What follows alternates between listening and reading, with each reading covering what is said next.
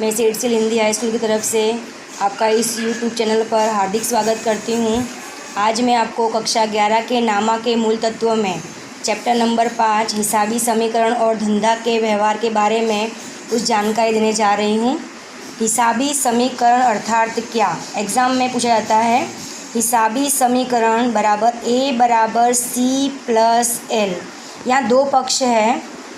एक पक्ष में है ए यानी एसेट यानी संपत्ति, दूसरे पक्ष में सी प्लस एल है। सी यानी कैपिटल पूंजी प्लस एल यानी लायबिलिटीज़ का मतलब होता है जिम्मेदारी या दायित्व हम कहते हैं जिसे। हम जो भी व्यवहार लिखते हैं, यहाँ तक आपने जितने भी चैप्टर अभी 1 से 4 तक पढ़े, इन सब का उद्देश्य क्या है कि धंधे की आर्थिक स्थिति को जानना। वर्ष के अंत में धंधे की आर्थिक स्थिति को जानने के लिए हम 3 खाते बनाते हैं, व्यापार खाता, लाभानी खाता और आर्थिक चिट्ठा। उस आर्थिक चिट्ठा में यह समीकरण का समावेश होता है। उसी में हमने उस आर्थिक चिट्ठे को 2 भागों में बांटा है। एक भाग में होती है संपत्ति और दूसरे भाग में होता है हमारा पूंजी और दायित्व। इसी के बारे में आपको पढ़ना है कि हमेशा ये नियम कहता है बेटा कि ए बराबर सी प्लस एल होना चाहिए। यानी जितनी संपत्ति है उसी के बराबरी में पूंजी और दायित्व होगा। इन दोनों पक्ष कैसा होना चाहिए? समान होगा। अगर संपत्ति में वृद्धि होती है तो किसी प्रकार से पूंजी दायित्व में वृद्धि होगी। अगर संपत्ति में कमी होती है, यानी आपको ध्यान रखना है कि दोनों पक्ष समान होना चाहिए।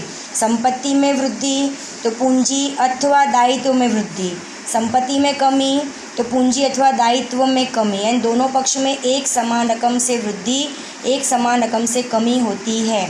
लेकिन अगर संपत्ति में एक ही पक्ष में संपत्ति आ भी रही है और जा भी रही है तो एक क्या होगा? कमी होगी, तो एक क्या होगी? वृद्धि होगी। अथवा एक वृद्धि होगी तो एक क्या होगी? कमी होगी। यानी कुल मिला के समीकरण कैसा हो जाएगा? समान हो जाएगा। उसी प्रकार पूंजी दायित्व में भी अगर पूंजी में वृद्धि कमी हो रही है दायित्व में, तो एक ही पक्ष में अगर कमी होती है तो उसी पक्ष में क्या होगी? वृद्धि होगी।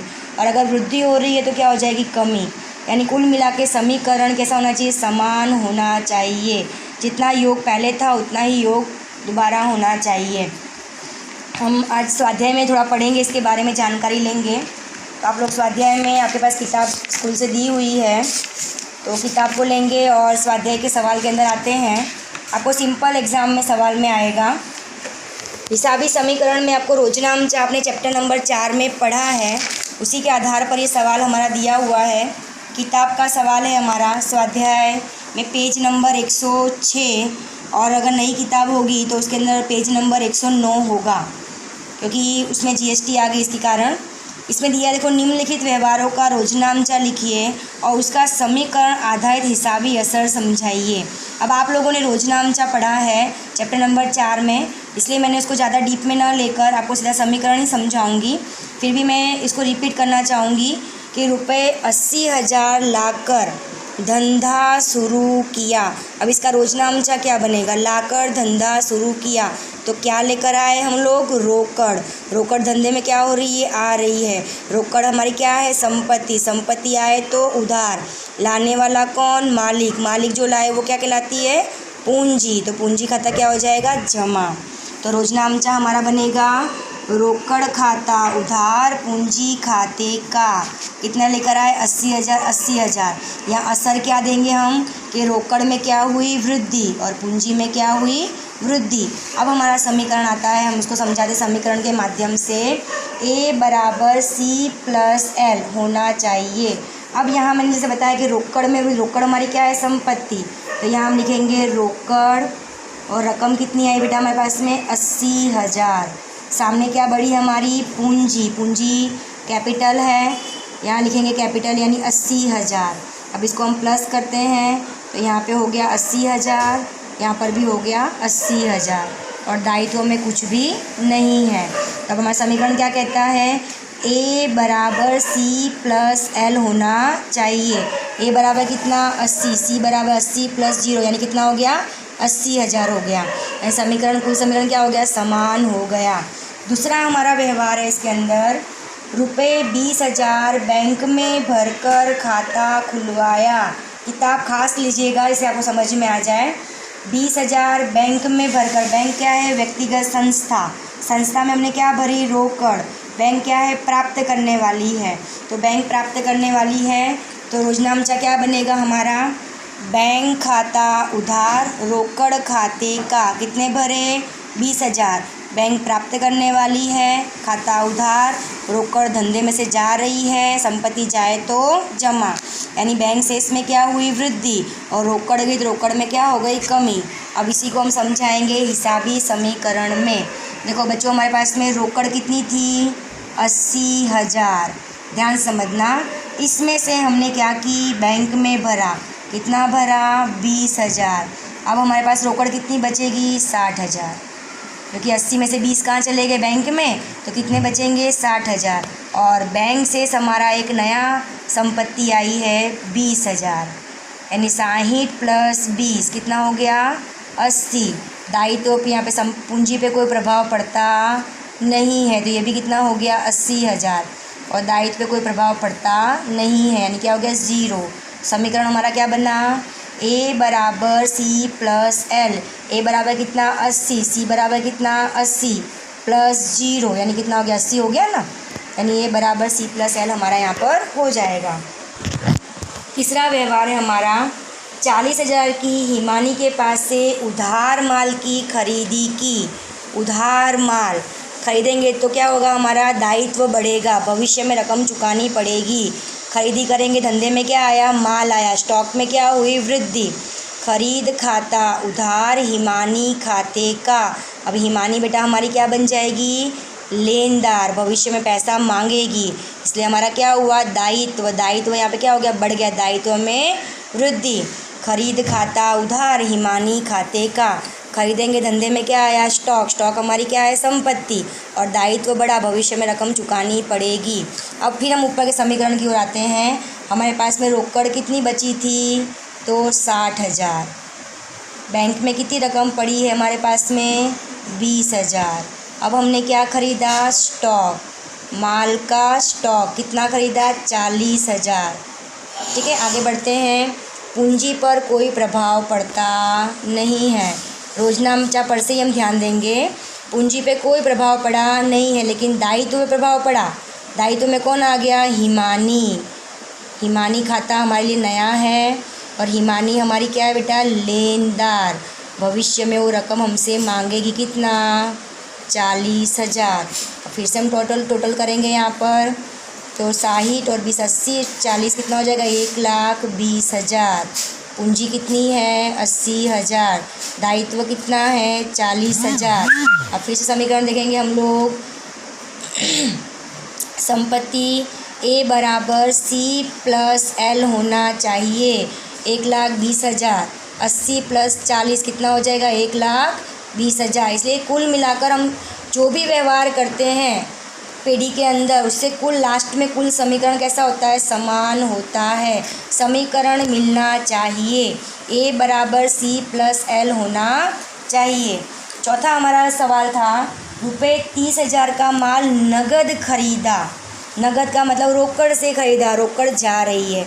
खरीद खाता उधार रोकड़ खाते का। खरीदेंगे तो धंधे में क्या आएगा, माल आएगा, माल आएगा तो स्टॉक में क्या होगी, वृद्धि होगी। सामने हमने क्या किए, रोकड़ चुकाई है, रोकड़ क्या हो रही है, धंधे में से जा रही है।